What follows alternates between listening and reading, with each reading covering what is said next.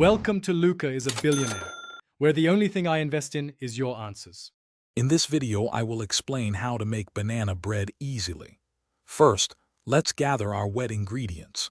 You'll need about 3 to 4 very ripe bananas, which you'll mash thoroughly. Then, mix them with 1/2 cup of sugar, 1 large egg, and 1/4 cup of melted butter.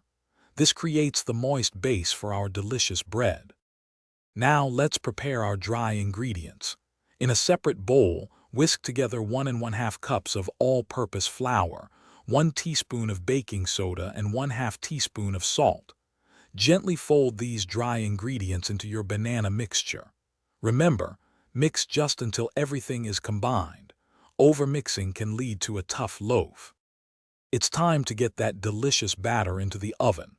Carefully pour your banana bread mixture into the prepared 9 by 5-inch loaf pan.